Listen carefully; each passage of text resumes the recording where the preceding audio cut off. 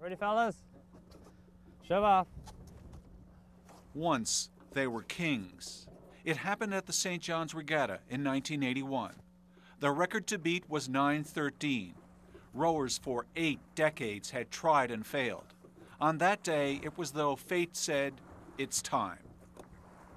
Before we went out, the pan wasn't the best at the time. All of a sudden, the wind changed and the pan got just like, just for that race. My father had his finger up like that. He said, boss, he said, if you don't beat the record today, don't go blaming the big fella because he's after giving you the pan. And Barrington was the only one that spoke at that time, and he said, we'll do it, Skipper, we'll do it, Skipper, and I nodded my head. Skipper was Cox's Jim Ring. He died in 1987, the only member of the original crew not at the reunion row. Take her away. The skipper's grandson, Randy Ring Jr., is guiding the rudder, shouting out the same commands of 22 years ago. 7, 8, 9, 10. And when we were coming up past the boathouse, I think he knew we were close. And he said, boys, he said, I never asked for 10 before. Well, I'm asking for 10 for me now. And with that, you could feel the boat just lift up in the air. And just as like it was on air itself, on air cushions, and we came across the line.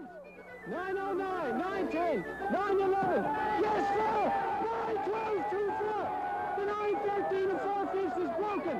When it was all over, I was too tired to breathe, and the crowds were so intense at the top of the pond. I was asking the skipper to get out because it was like we were in a cage where we couldn't get enough air, couldn't get enough oxygen. When the time came up, I mean, it was just amazing, the feeling and the electricity in the air. It was just fantastic. And, you know, as the years go by, you know, you just realize how, you know, magnificent that was. You know, we had strived for this for 5 years, and all of us were, you know, most of us lived around this area, and we knew what the regatta meant.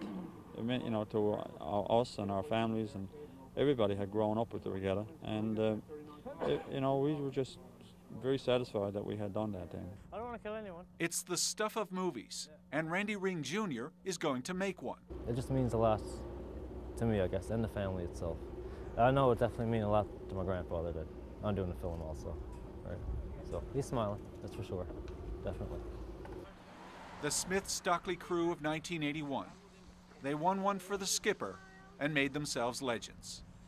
Glenn Deere, CBC News, St. John's.